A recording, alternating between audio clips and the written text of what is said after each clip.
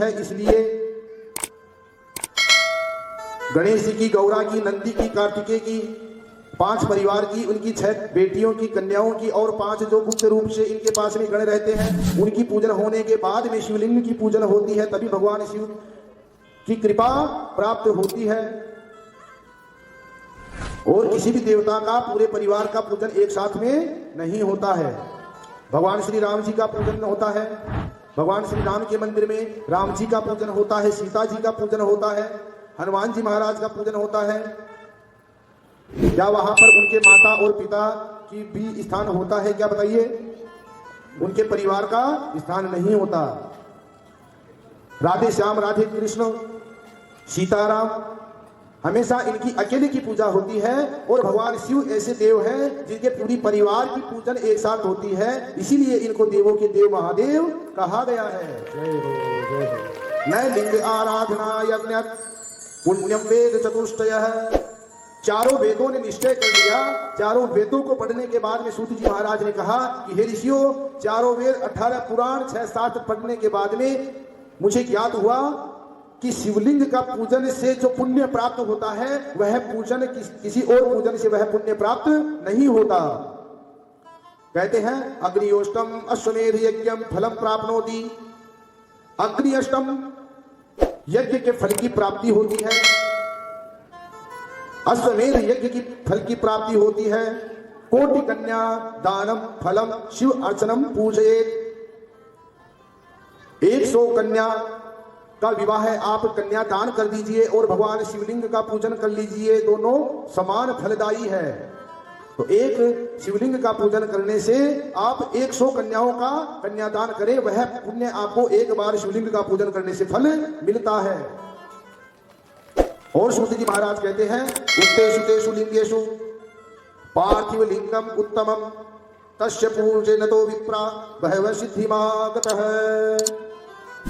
अगर कोई व्यक्ति पार्थिव शिवलिंग का पूजन, पार्थिव लिंगेषु लिंगेषु उत्तमम प्रति दिनम पूजनम, कोई व्यक्ति पार्थिव शिवलिंग, मिट्टी के शिवलिंग का, मिट्टी को शिवलिंग के आकार का बना करके जो व्यक्ति प्रतिदिन पूजन करता है उसे उस संसार की समस्त भोग प्राप्त होता है और वह अंतिम में शिवलोक का अधिकारी होता है।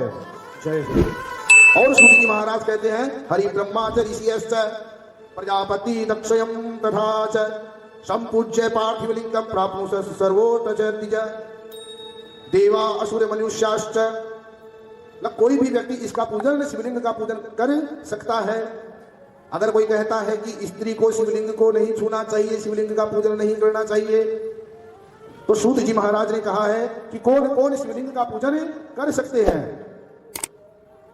तो सूत जी महाराज ने कहा देवा असुर गंधर्वश्च मनुष्याश्च राक्षसा, कि वह मनुष्य हो, गंधर्व हो, किन्नर हो,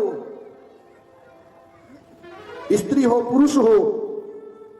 इतना ही नहीं, अगर भूत प्रेत भी हो, कोई भी व्यक्ति किसी भी रूप में हो, शिवलिंग का पूजन कर सकता है। अन्यपि भवस्तम संपूज्यो सिद्धम कथापमम। अन्य किसी भी देवता की पूजन करते हैं तब फल अधूरा रहता है। शिवलिंग का पूजन करने से ही पूर्ण फल की प्राप्ति होती है। और कहते हैं न लिंगा आराधनम अन्न पुण्यम वेदम निश्चयः। 4 वेदों ने यही निश्चय किया कि शिवलिंग के पूजन से बड़ा और कोई पूजा पुण्य नहीं है। और स्त्री हो, पुरुष हो, कोई भी शिवलिंग का पूजन कर सकते हैं। घर में भी शिवलिंग विराजमान कर सकते हैं। संतों ने कहा कि हे सूत जी महाराज, भगवान शिवलिंग के ऊपर में चढ़े हुए प्रसाद को लेकर के भी लोगों के मन में निश्चय है, आप इसको भी दूर कीजिए। सूत जी महाराज ने कहा कि हमने आपका संदेह दूर किया कि स्त्री किसी भी रूप में हो, वह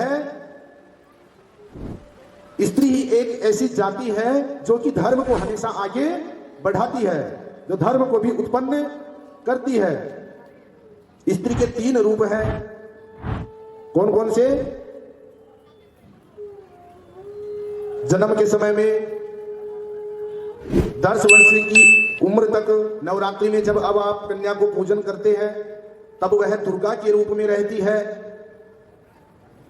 और जब कन्या का विवाह होता है तब कन्या का पिता संकल्प में यह बोलता है कि मैं अपनी लक्ष्मी को हमारे घर में आए हुए नारायण को समर्पित कर रहा हूं। तब वह लक्ष्मी बनकर के अपने पति के घर में जाती है।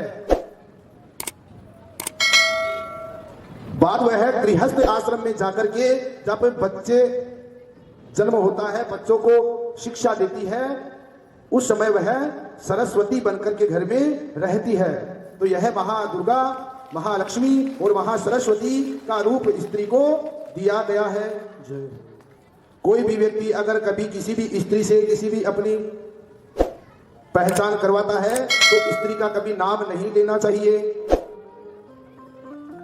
आपको कोई भी अगर व्यक्ति मिले तो बोले वो स्त्री कौन है, बोले वह मेरी पत्नी है, वह मेरी धर्म पत्नी है, वह नाम नहीं बताता।